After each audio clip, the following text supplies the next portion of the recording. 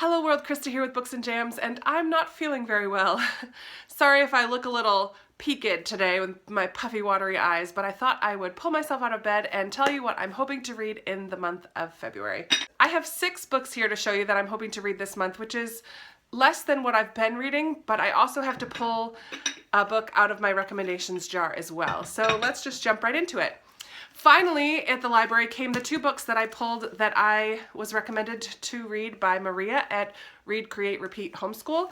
And those are The Girl Who Came Home, a novel of the Titanic, and this is by Hazel Gaynor. And this is a historical fiction about the Titanic and a woman who survives, so I'm looking forward to reading that. And also recommended by Maria is The Unlikely Pilgrimage of Harold Fry by Rachel Joyce. And I believe this has a companion novel that goes along with it, but I'm just going to be reading this one. Sorry for the glare. I'm just going to be reading this one in February. Also this month, I am going to be listening to Heartless on audio. I won this from a giveaway from the Booktube Couple's channel, so I'm very thankful to Macmillan and them for hosting the giveaway. This is a fairy tale retelling, kind of a backstory of the Queen of Hearts in Alice in Wonderland. So I'm very much looking forward to listening to that this month. One carryover from January's TBR is Anne of Avonlea by L.M. Montgomery. I just barely started this in January, so I'm hoping to get a little bit further into it during the month of February. Many of you know that I have started a Goodreads read-along group called Books and Jams Read-Along, and we did All the Light We Cannot See in January, and it was fun to read that along with some of you. In February, we're going to be reading Burial Rites together by Hannah Kent. This is very atmospheric. I believe it's set in Iceland, so it's perfect for winter months, and it's a historical fiction, I guess, about the last woman, Agnes, who was sentenced to a public beheading, I believe, in Iceland.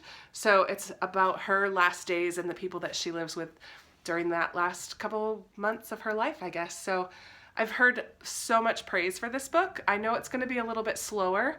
I'm normally a very plot-driven book lover, but I'm really looking forward to reading this, and I would love for you to join in. My nonfiction pick for the month of February is Love Warrior by Glennon Doyle Milton. I think this is very appropriate for the times in which we are finding ourselves, and I think this is a perfect pick for February since it has the word love right in it. I read another book called Carry On Warrior by Glennon Doyle Milton, and this is her second one. And though I don't theologically agree with her 100%, I love her passion for people and her passion for love. And so I am very excited to read this month.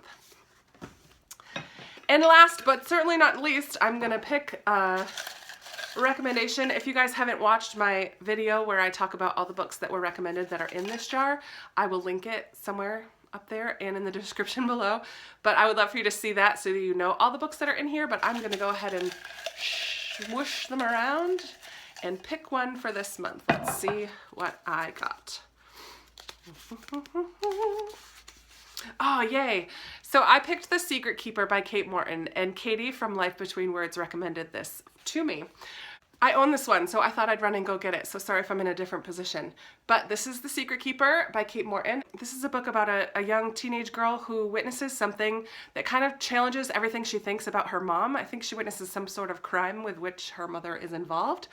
And then it kind of jumps ahead in time to when she's older and her mother's 90th birthday is happening. And so kind of goes back and forth between the 2 time periods. And yeah, there's a mystery that weaves through all of it, as is typical Kate Morton.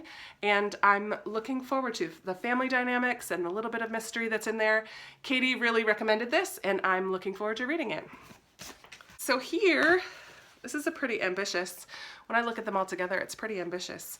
So here are all the books that I hope to read during the month of February. 1, 2, 3, 4, 5, 6, 7. That should be pretty good. Yeah, we'll see. We'll see how it goes. I also have a few books out from the library that are kind of my go-to pile. When I feel a need to go purchase books, I run to the library and grab a bunch and bring them home. So I have a bunch on that library pile that you might see show up in my end of the month wrap up. but I am going to have some tea and head back to bed and take care of this cold and hopefully kick it to the curb. So I hope you guys are having a wonderful start to your February, and be sure to like and subscribe and read along with me with any of these books. I'd love to hear your thoughts on any of them if you've read them before or if you're interested in reading them. So let's chat down in the comments below, and I'll see you in the next one. Bye!